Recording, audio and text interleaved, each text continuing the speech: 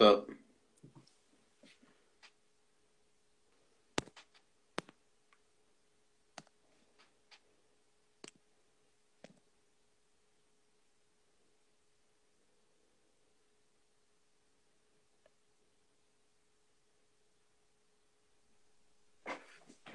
Hey Todd, what's up, man?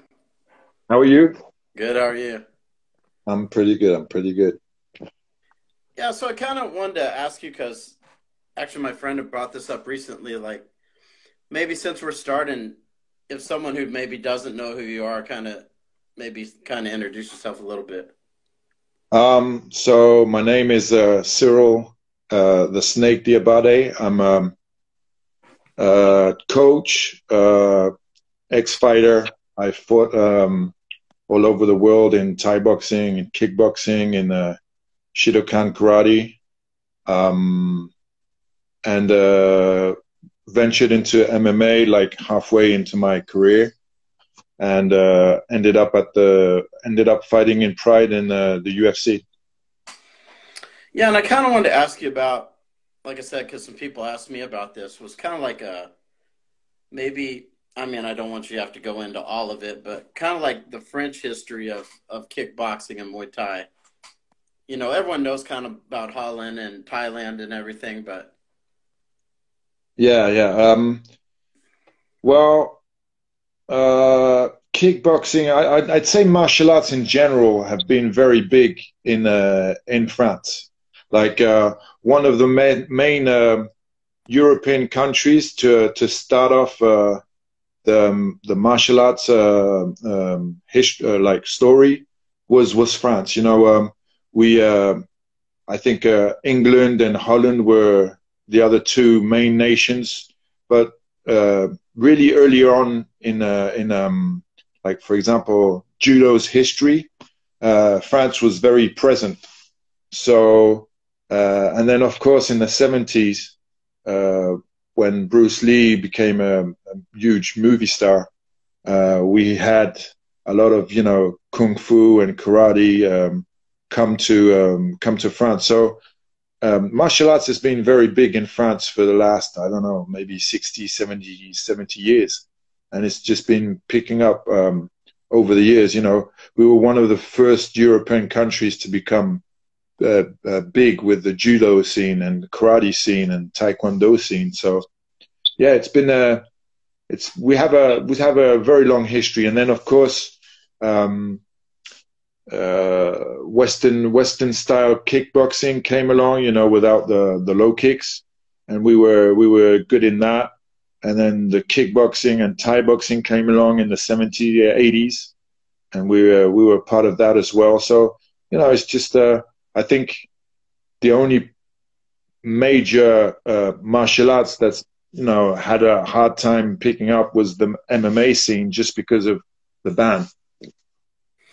yeah, so and I had told my friends like like K1 had a history of having a lot of French fighters, Yeah, yeah, yeah. and so I was kind of wondering when that kind of picked up as to where French Um, fighters' connection to K1 and Muay Thai. um, I think it was an evolution. We first, like I said, we first ventured into uh, full contact karate, and then it was uh, what was it called? Like no low kick kickboxing, and then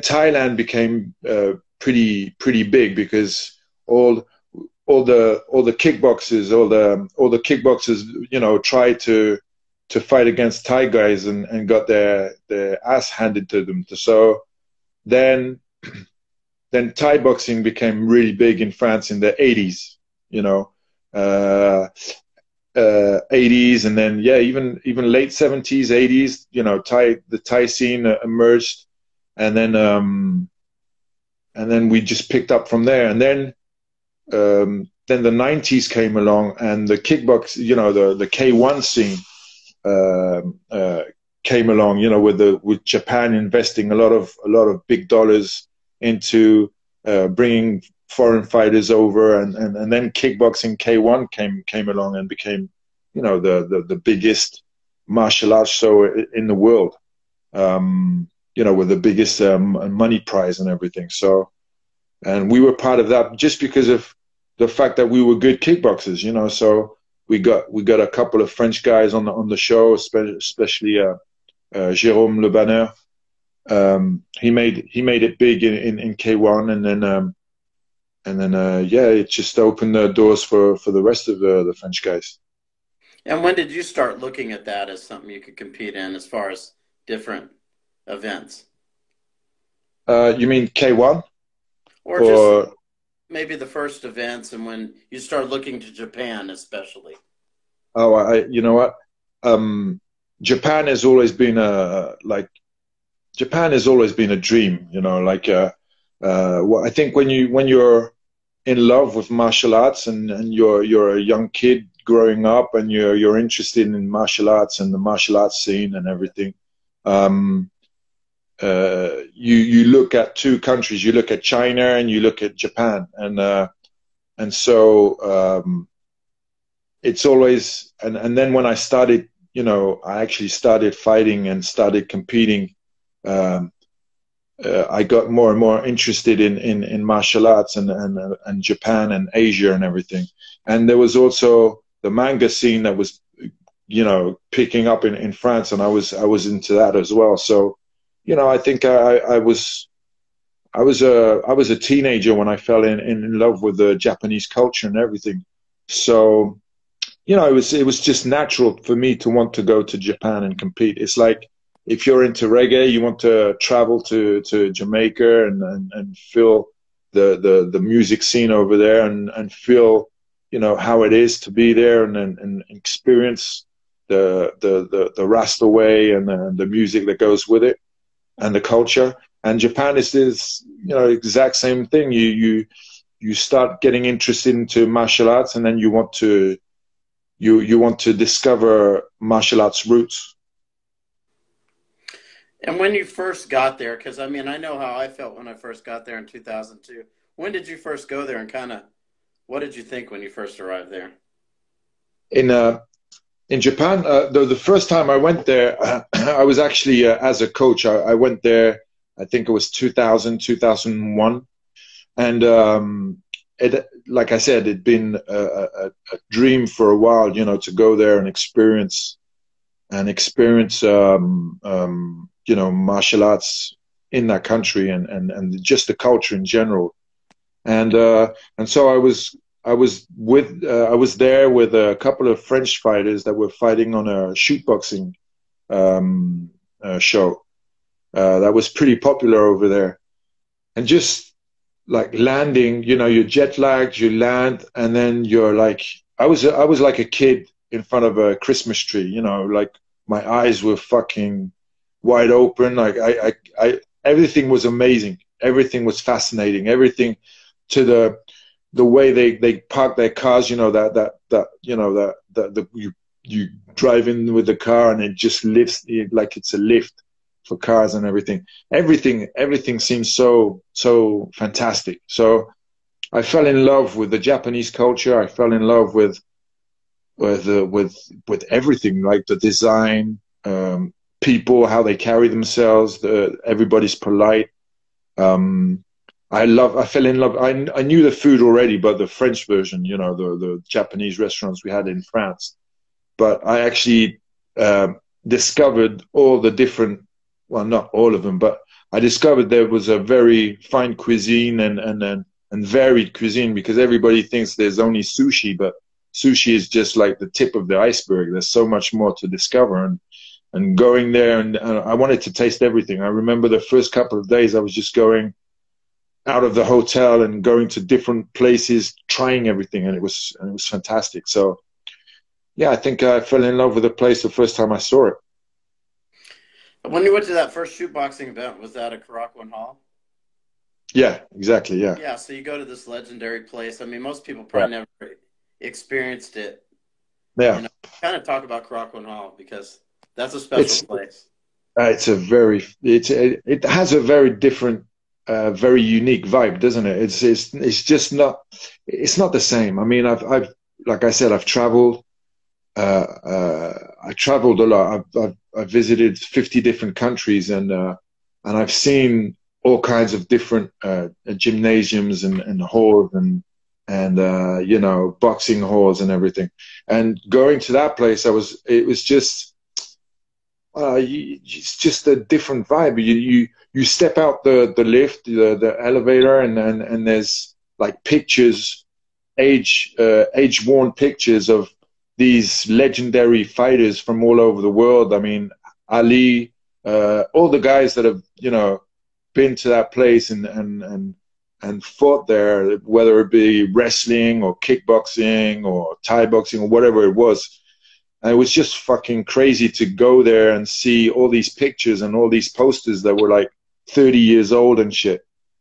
And yeah, it's fantastic. I mean, it's very hard to describe because it has a very unique atmosphere, and it's so small. You know, the first thing I was shocked was, you know, when you hear about these legendary halls and legendary venues and everything, you go there, you're like, wow.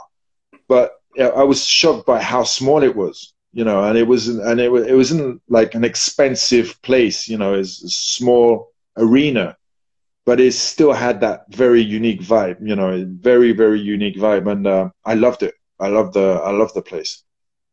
What are some of your memories of like your best memories of fighting there? Maybe just some in particular. I think, I think the first time, I think the second time I came to Japan, was also to meet the shoot boxing people, because I was gonna eventually sign with them and fight for them. And so I was supposed to go meet them, and also to go to my first Pride event. So I was invited, you know, as a guest to my first Pride event, and it was mind blowing. You know, people don't realize that fighting in Japan is a very unique experience. If you're a professional fighter and you fought all over the place, there's something different, you know, about fighting in Japan, just because of I suppose, and every professional fighter that's been there says the same thing. It's a very unique crowd.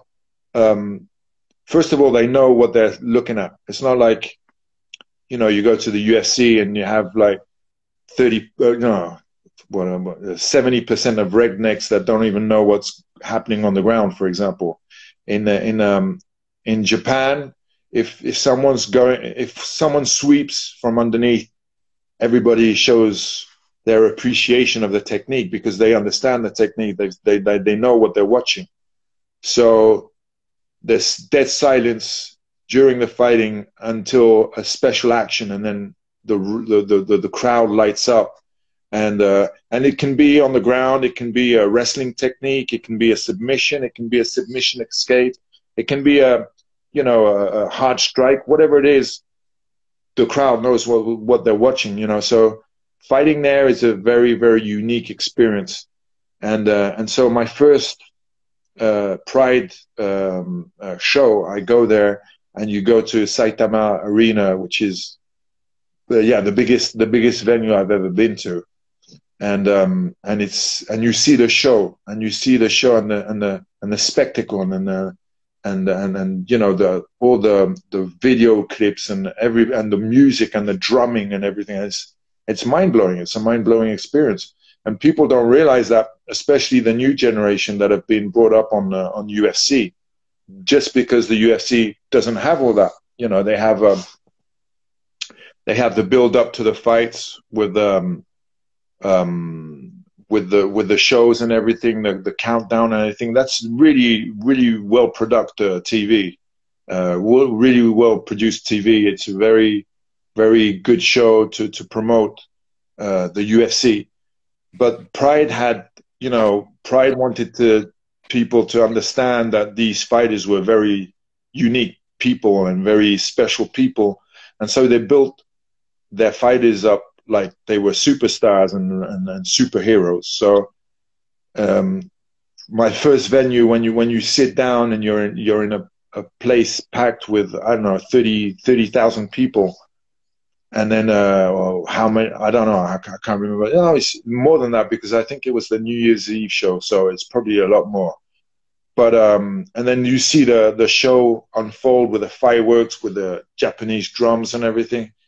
It was crazy. It was crazy. I didn't think that was the first time I saw live a Japanese show, and I was completely shocked. Yeah, and you know, when I got there, I know you were living there at some point, right? Yeah, I And was when was that? yeah, I was what happened was a pretty crazy story, actually. You know, I'd been there a couple of times. I'd fought on shootboxing, on the shootboxing show. I'd met with the shootboxing people, and they wanted to sign me. And what they wanted to do was have me win the shootboxing title in light heavy or heavyweight. No, heavyweights, actually. And so I did two fights there to build my name up, and then eventually have me fight for the heavyweight belt. And so they wanted to sign me an exclusive deal so that I would represent shootboxing. So I'd be like an Andy Sauer kind of guy. I'd have to wear, you know, the tight pants and everything, the shootboxing uniform. And I would, and they wanted me to fight in K1 and Pride, but representing the shootboxing school.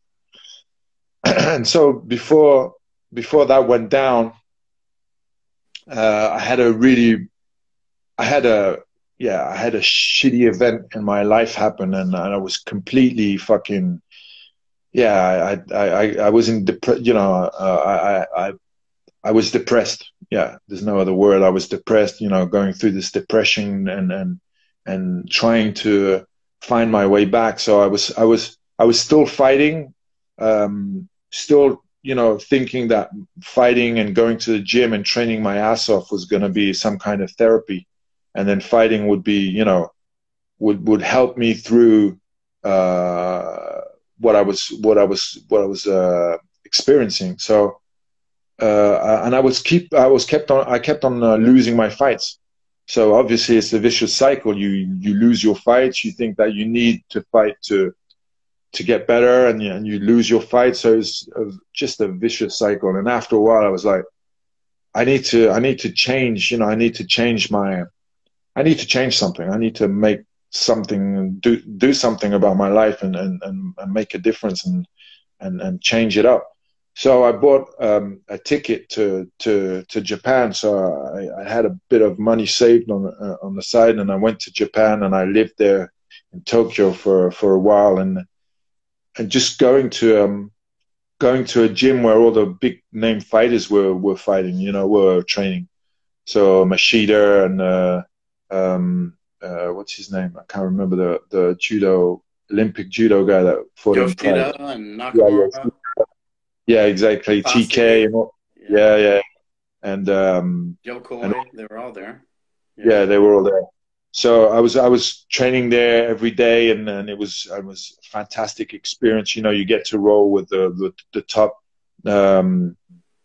guys that were there at the time. All the top names, Japanese names that were fighting in Pride were there. You know, with training every day. So I got a chance to measure myself with some of the best in the world, and it gave me confidence. You know, I was doing well against some of the guys that were doing very well in Pride, and so it gave, you know, helped me build my confidence back, and then managers, you know, agents started popping up at the gym to come and see me train and shit like that. So, you know, again, a confidence booster, and so. After a few months, you know, it did me. It really did a lot of good. You know, like the food, going back to a place that I loved, that fascinated me. You know, just um, uh, diving into that martial arts world, like the Japanese roots and everything, and then experiencing the Japanese culture even more, because I was cut off from my French country and English. Nobody speaks English, so it was just a fantastic experience. And I found myself, it was a very humbling experience as well, but at the same time, it made me stronger. So after 3 months of living in that atmosphere, in that Japanese scene, I came back to France. I'd signed with a Japanese promoter, and then I just came back to France, trained even harder, and then started fighting in Japan on a regular basis. Who did you sign with at that time? Some guy named Tony. He was doing the Real Rhythm shows. I can't really, remember that? Mm-hmm. Yeah, so he was doing that, the Real Rhythm shows, and he was in contact with he was working with Deep. So I got a few fights in Real Rhythm, and then I fought in Deep. That was a really nice experience as well. And then eventually, I was knocking people out or submitting them, and then I got a call from Pride. So picked up. And how'd that work when you're dealing with Pride? Did you deal with them directly, or did you have to have your manager deal with them? Because it seems like that's what fighters did. Yeah, my manager was dealing with them. It was a bad idea because he conned me out of a bunch of money, but I wanted to. I think my dream, my main focus was fighting in Pride. So I'd fought a year and a half, over a year and a half in Japan. Doing I think a year and a half. I had 5 fights or something like that. And one of my students was fighting as well on the same cards as me, and then eventually I got a call from Pride, but at that time I had a bulging disc in my neck, so I wasn't training anymore. I'd stopped training like for 5 months, just because of I couldn't deal with it. It was so painful, and after 5 months of not doing nothing, I get a call from Pride that wanted me to fight Axel Overeem. So bad timing, but then again, I couldn't say no, so I accepted the fight, got back in the gym, and tried to get into shape for the fight that was in 2.5 weeks. And then they changed the opponent last minute to Shogun, and so I ended up fighting Shogun, but I didn't have any gas in the tank, so I did what I could, and then I lost. And how many fights do you have in Pride again? Just the one, just that. I signed I think I signed a 3-fight contract with Pride. So I fought Shogun. They had, I think after that, they had like 2 more shows in Japan, 1 show in America, and then that was it. Yeah, that was kind of the end of it, right? Yeah. That was it. And then you went to UFC, right? Not straight away. The UFC weren't interested in me. I had a very weird relationship with Joe Silver, so they didn't want to sign me for whatever reason. I thought I'd proven myself. I even started fighting after the Shogun fight. I had a fight in London in Cage Rage, which was a pretty big show back in that time. Right. I was supposed to fight. They wanted me to have this fight, and then have me fight Victor Belfort for the title, and then for whatever reason I fought. So I fought the first fight. I submitted the guy. I think a jiu-jitsu guy. I submitted him in like 2 minutes or something, and then and then Vitor Belfort didn't want to fight for whatever reason, and so I went from cage rates to fighting in Canada, I think it was. Yeah, I fought in Canada. Then I fought on a Elite XC show. And then I got the call from the UFC. Well, actually, Ken Pavia, who was managing me, got the call from UFC, and And what did, they wanted me to. Yeah, they put me against Louis Kane because they thought he needed an easier fight, and so they brought me in, and I won the fight. yeah, and what are your experience in the UFC kind of looking back on it? Um, well, I, I the UFC as an organization is the premier organization in the world, right? So obviously they've got their shit together. I mean, they know what they're doing. They're doing a great job. I think if it wasn't for the UFC, mixed martial arts would never have been as big as it is today. You know, the mainstream sport it is today. So they're definitely doing something right. I think individuals. I think the if your relationship with the UFC is good, then you're fine. You're in the best organization in the world, and nothing can compare. Um, if you're not, if you haven't got a good relationship with whoever you're dealing with, then it's going to be tricky. Mm. And I think fighters over the years have you know have have have have said that. You know, even the top dogs, even the champs.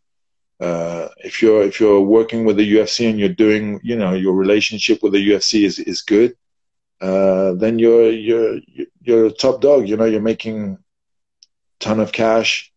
You're being promoted as you should be, and then yeah, you got to make sure you've got a good relationship with them. And I suppose it's in most organizations the same way. You know, but of course when you're a professional fighter, you don't want, you know, your relationship to have to be part of your career. Do you know what I mean? It's you just want your results to be speaking for you. So, but again, I suppose it's the business. You know, it's a business. It's not just a sport. Why did you feel your relationship wasn't the way you wanted it to be with Joe Silva or whatever? I really don't know. I really don't know. I don't think. Looking back, I think my best days as a fighter. You know, I signed with the UFC when I was close to 37 years old. So basically, they didn't sign me for me to become a champ. You know, they signed me to be a gatekeeper or whatever it was that they used me for. But I think that, you know, a couple of years earlier, you know, maybe three years earlier, when I had when I had, you know, when you're hungrier, you know, when you got that, you still got that hunger. I think at 37, you're reaching the end. You know that you're reaching the end, and you're like, yeah, whatever. You know, even if you sign to the UFC, it gives you a boost, but it's still not going to give you the heart of a 27-year-old old fighter. You know, it's just doesn't work that way. So yeah, I don't know why Joe Silva didn't want to sign me earlier. It's not because I didn't evolve that much in the time, in the first times we tried getting into the UFC until, you know, that time when I got the call. So I don't know what it was. He apparently he said a couple of times to my manager, my agent, that I was a one-dimensional fighter. Even if I had, like, at that point, I think I had 6 submission wins on my light heavyweight resume, which is light heavyweights don't submit people. You know, they just bash each other to bits. It's very rare to have light heavyweight fighters, especially in the UFC, that are capable of submitting other fighters.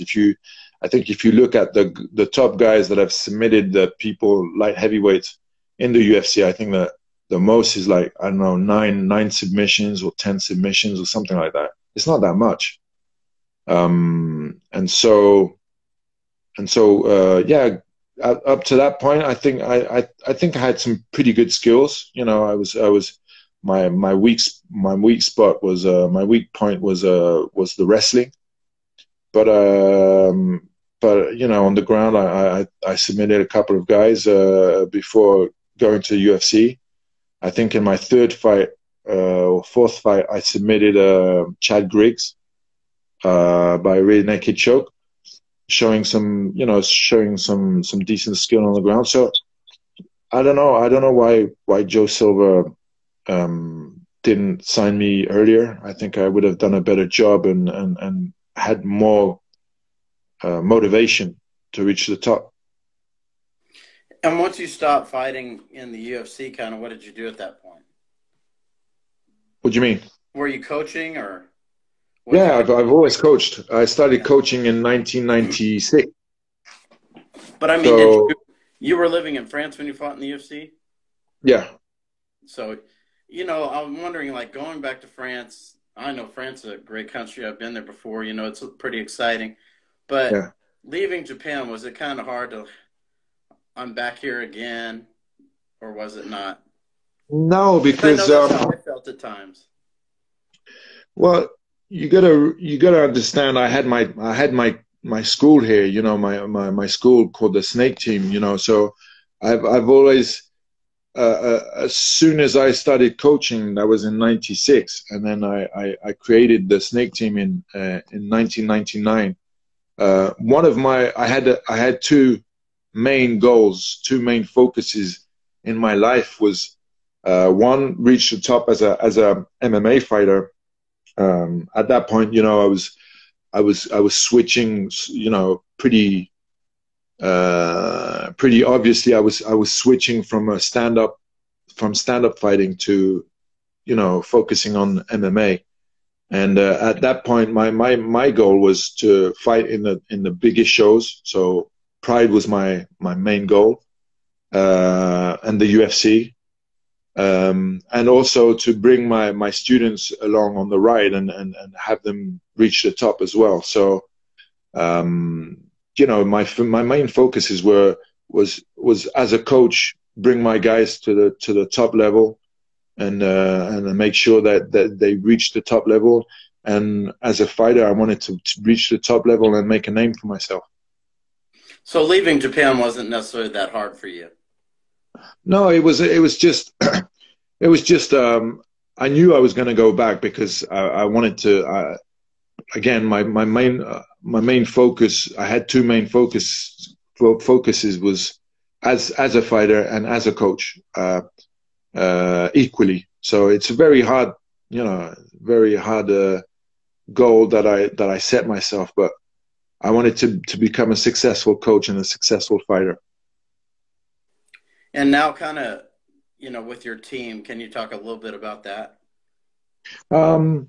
So having said that, you know, my focus was on becoming an accomplished fighter and an accomplished coach. This was in a country where MMA was not allowed. You know, it was banned. Professional MMA was not allowed in France. So all the infrastructures, all the gyms that are pretty common in Japan or America or Brazil or everywhere else, basically, you didn't have that in France. You had karate gyms or dojos, judo dojos, then Thai boxing gyms, and then strength and conditioning in a fitness gym. And you didn't have the academies that you had back then in the entire world. So we were just going from one place to another just to pick up on our skills and become more complete as MMA fighters. And one of the things I wanted to do was bring everything to the same spot. So that's what I tried to do with my gym. You know, I focused on getting everything that I needed in the same gym. So yeah, my gym and my school were also very big, and I wanted to bring back all the experience I'd seen abroad. You know, I'd been to America, I'd been to Japan, and I wanted to bring everything back to France and make sure that my students, if you know, got better. So where do you kind of see your team at now, as far as how far along are you in what you're trying to accomplish? Um, well, for a very long time, our main countries where we fought were Russia. You know, we went to Russia a bunch of, I don't know. It's Russia's the country I've been the most to. I've been there like over 20 times.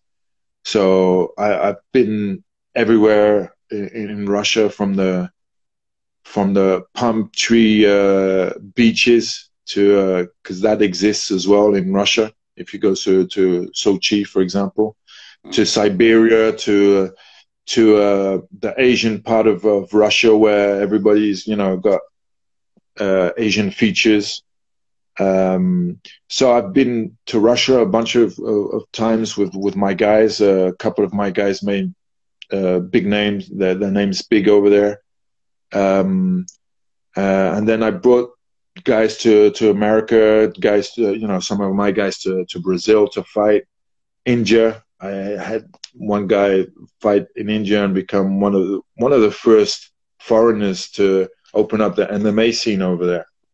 And well, the same guy that he fought in UFC is called Professor X, Xavier Fupapokam. He fought in the UFC twice. He fought in Japan a bunch. I've had fighters in Bellator. One of them two of them are in Bellator now. Actually, one of them was part of the first French Bellator fight card. When was it? In October. So he was on that card, and he did a knockout of the night. He did a flying knee knockout on one of Britain's top guys. So yeah, we're getting there. You know, I hope in the near future we're going to go back to the UFC, continue working with Bellator. I've had a guy in ONE FC last year. No, we've been pretty busy, and I think you know, the scene opening up in France is just been legalized, and with this COVID thing, is, you know, it's been still not happening. But I think with things getting sorted out, and the MMA scene opening up, you're going to see a lot more French fighters on the big shows in pretty soon. With your stand-up experience, I was wondering what you thought of these Thai fighters that are kind of trying to cross in ONE FC. They're kind of trying to cross over into MMA. Yeah, you know what? I've been going to Tiger Muay Thai for a very long time. I think the first time I went there was like 11 years ago, when it was just a shitty little gym. Well, one of the biggest in that area, but still, it was not comparable to what it is today. And I've seen MMA picking up and being watched in Thailand, because you know, before that it was only boxing and Thai boxing. But now you see MMA on mainstream mainstream channels, and it's pretty crazy to see the Thai guys watching MMA, because 10 years ago it was unthinkable, and now it's picking up. You have a couple of Thai guys that are, you know, ex Muay Thai fighters that are switching to MMA just because it's a second career for them.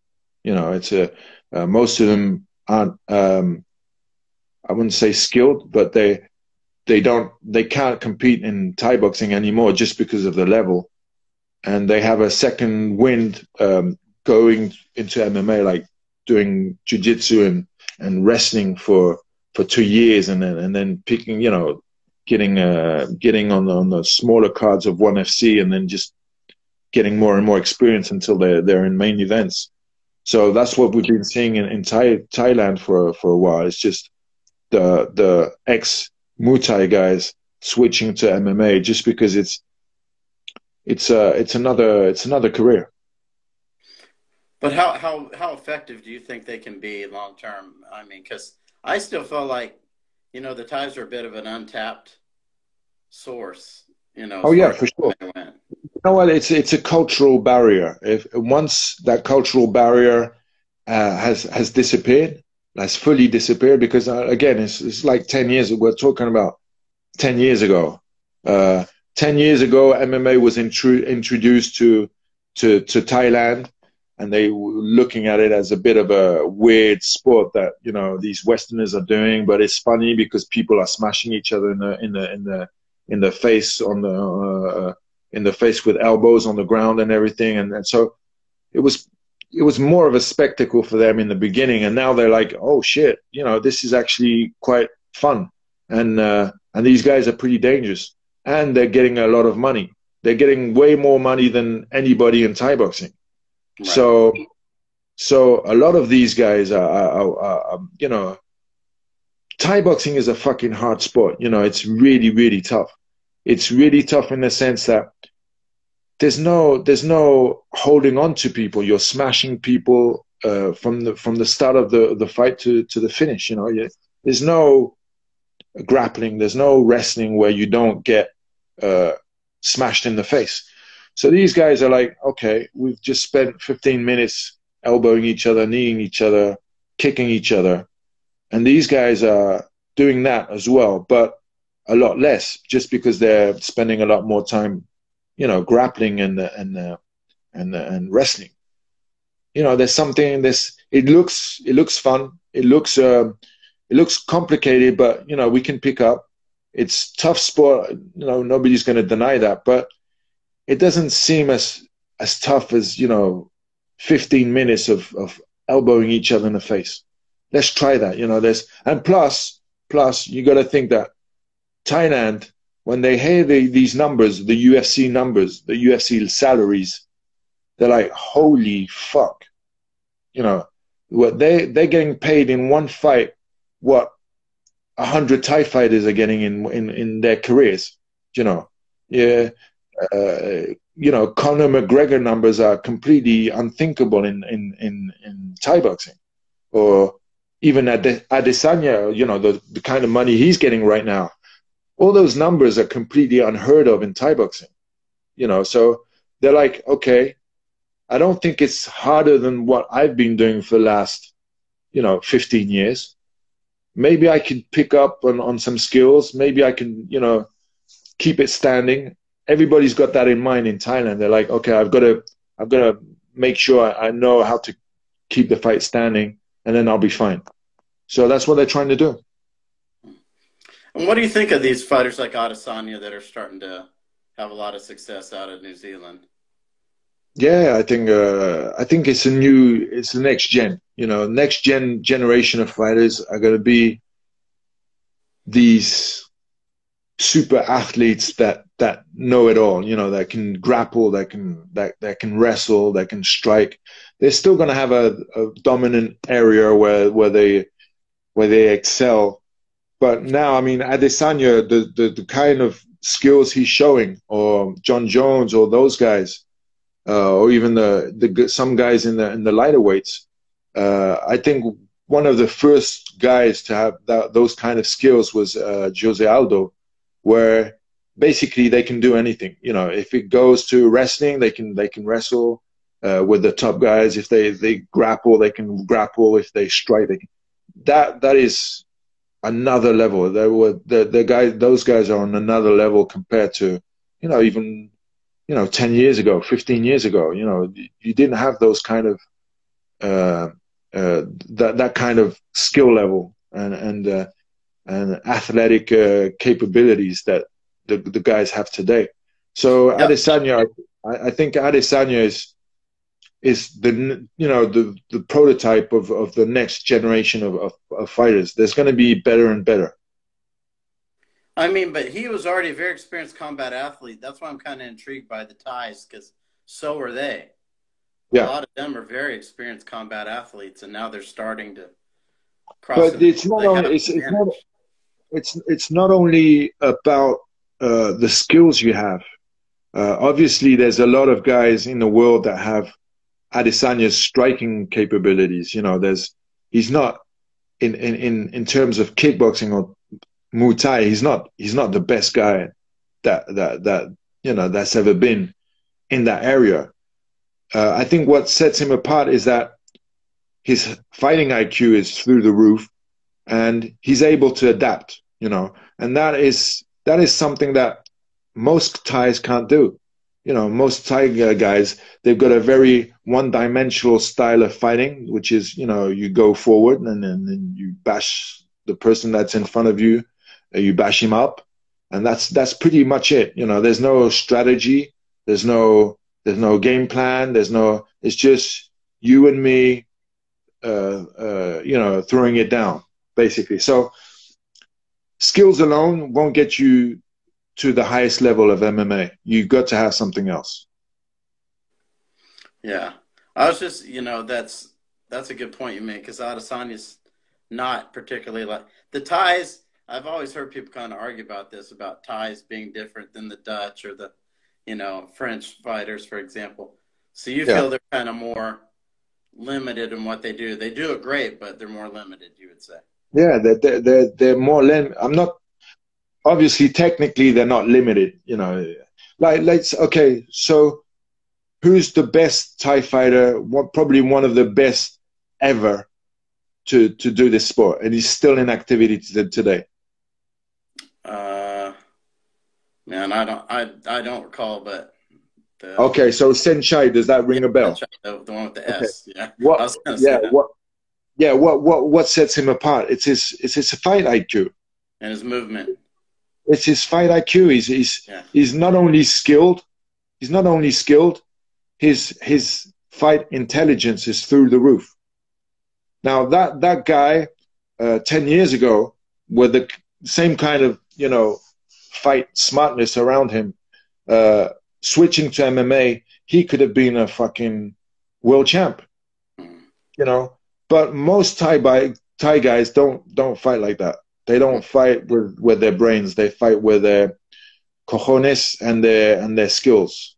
They fight walking forwards, um, getting punished and getting punishment, and then dealing punishment. That's how they fight.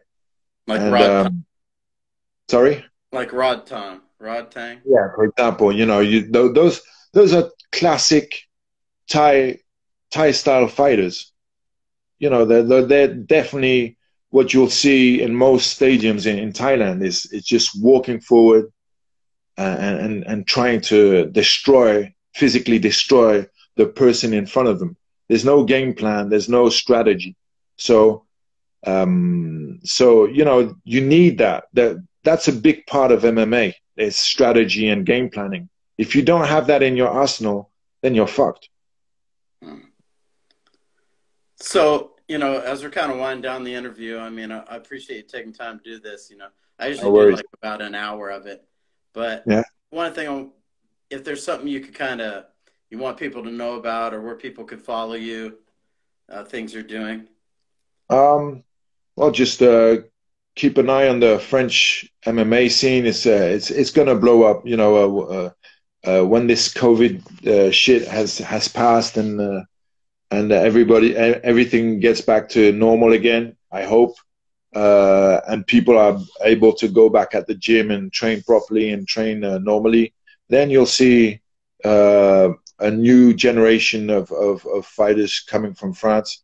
And I tell you, from what I see in the gym and the evolution of where this sport is going in the last couple of years, and having it being legalized in France, that's going to help a lot, just because of the money being injected, and the fact that now we won't have to rely on foreign promoters, flying us over to get an ass whooping.